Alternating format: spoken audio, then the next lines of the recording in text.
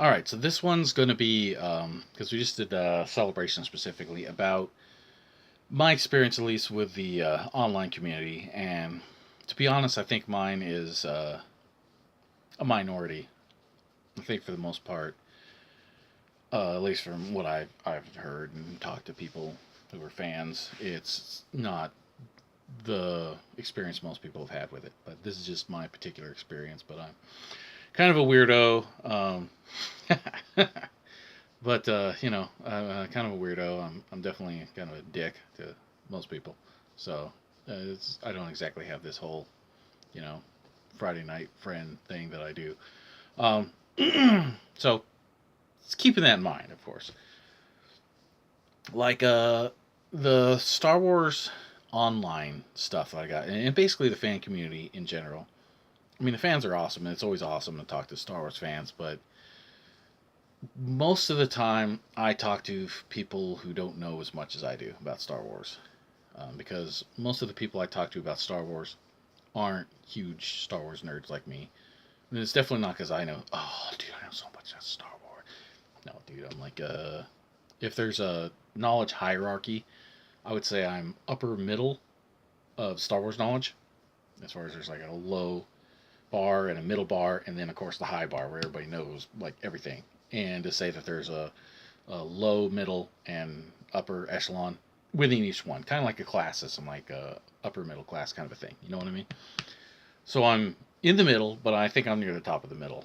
But still, it's not the top. There's plenty of people. I don't mean like a majority. I just mean there are plenty of people who know like a ton about Star Wars and way more than I do.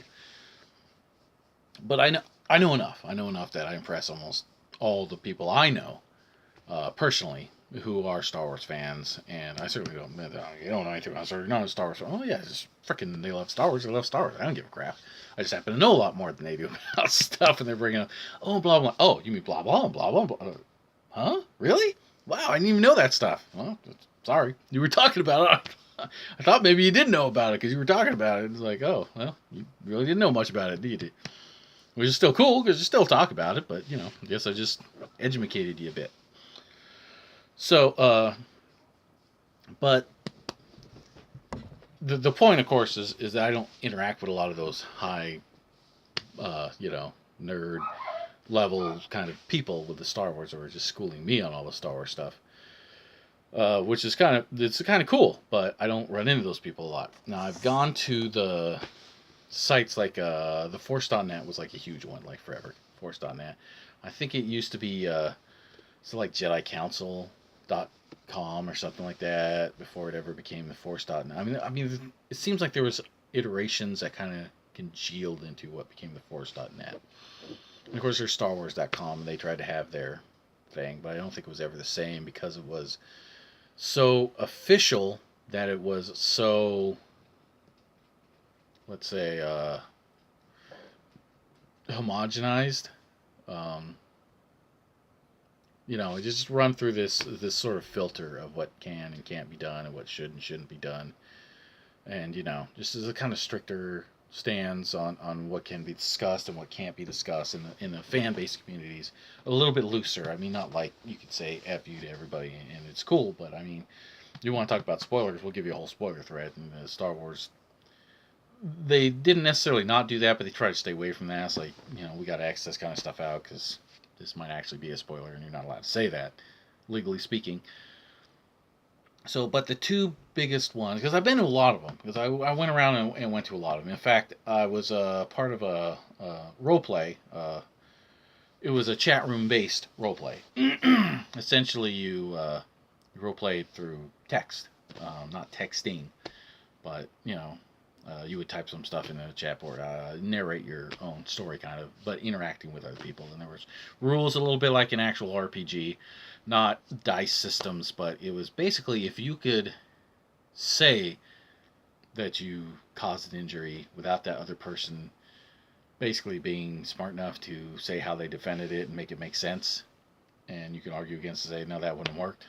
Sorry, but I cut your arm off. Then you cut the guy's arm off. And that's as close to any kind of like dice rolling that you would get. You have like little trials and judges kind of a thing, and they decide based on the text of the stuff that you'd save and send it to them, whether an incident did or didn't happen, and it's part of it. But aside from that kind of thing, it was just you would say, "Oh, this kind of stuff," and I'm talking about this, and I'm doing this, and you would just interact with different people. It was called uh, Star Wars Roleplay Planet Naboo. Is what it was called. It was awesome. I really enjoyed being a part of it. People there were awesome. One of them was like my friend for years, and I mean she's still cool and she's still kind of my friend, but I don't know, I've kind of ticked her off. Lately, she doesn't really talk to me much anymore, but I don't think it's like an enemy thing. I don't really know. But the point isn't even that. The point is, so I've gotten into some of the net presence as far as Star Wars fandom goes, but when it comes to like the forums and everything, whenever I try to get into it, all I really see is stat, and goes period. Like not just on the internet. You go to school, you see this. You go to work, you see this. You just go anywhere, you see this. So it's not like, oh, this just happens here. It's just you kind of don't want it to be in this one place. You want it to be more open. You want everybody to be like on equal ground, and they're not. You see a lot of these cliques of, oh, this is so and so, and oh, James. Well, everybody knows James, of course. James is awesome. Yay, here's James.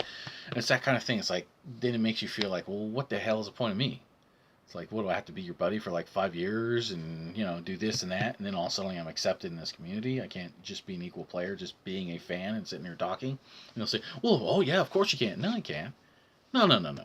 They'll tell you that because they're not trying to be exclusive and all that, but it ends up being that way, that they're very cliquey and there's these people and they have their personalities. And again, it's not like a dig on these things that say, well, these guys are all dicks, and so you don't want. It's just this is life, and this is people, and this is communities, period.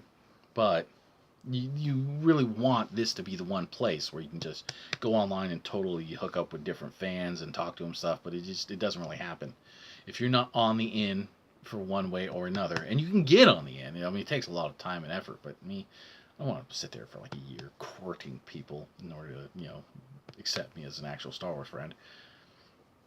I don't like doing that kind of thing. And a lot of times I don't really have. I mean, they have such interesting discussions, anyways. You don't really have a whole lot to throw in. You know what I mean? It's like it's been said. You sit there and like, oh yeah, and this person said, oh yeah, that's a good point right there. That was probably the point I was going to make. Now I have absolutely zero reason to contribute to this conversation. Um, does that mean I couldn't say it anyways, or put my own spin on it? Maybe everybody say that's really awesome. The way you put it really. No, I'm not saying that at all. But it's just you kind of think, what's the point at this point? It's not really an end for me. So, as far as actual online fan communities and stuff, I haven't really felt a whole lot of ability to like connect in that way. Like I said, the Force.net's a big one that I go to if I do want to see some Star Wars related stuff. Although I don't know if that's a big one anymore because the last time I went there for Star Wars Celebration 7, there was a kind of a thread that I thought would be really interesting and something that I thought would be kind of an opening was meeting at Celebration 7. Like in real life. I swear there was maybe a page and a half of people like that. And I was like, really? Shouldn't everybody be on this one thing who's going to go like, yeah, let's hook up, let's totally do this, let's go to a coffee shop at the very least, just talk about Star Wars, and it's like nothing. It's like, really? If you're not already their friends, then it doesn't matter because they're hooking up, and I don't mean hooking up, but I mean they're hooking up with their friends and talking and hanging out and stuff. They're just not opening it up to the rest of the community, which is what this one thread was just everybody welcome, and nobody was welcome. So I think it's really kind of emblematic of what I'm talking about, the exclusivity there. The other one I really went to was the Millennium Falcon. I think it's millenniumfalcon.com or something. Anyways, I always dig those guys because they always have some kind of exclusive. It's not really scoop so much. I mean, they do have that kind of stuff, but it's kind of like actual Star Wars insider kind of things without, say, and we get an interview from this guy. It's just kind of like a little sneaky, almost hackery kind of, we found some old pictures. We bet you know about these pictures. Hey, check these out. These are pretty cool. And so I go there every once in a while just because they have some really cool stuff on there that most other sites do not have or don't really talk about. But, and this video is going to be a little bit shorter than a lot of the rest, which, is good because that's what's supposed to be. But that's kind of been my thing, and I think next we're gonna move on to a little bit closer to the present day because we're gonna be closing these out in a few videos, and it's gonna be about the Disney merger and all that whole thing. Basically, well, like I said, this is kind of a narrative of from beginning to end kind of a thing, and so when I talk about these, I talk about them in the timeline of my experience with them and not looking back. So obviously there's some looking back on it. I am looking back on it, but I am looking back to tell you about the experience of when it was there. So, anyways, like I said, we'll stop this and we'll move on to the next one.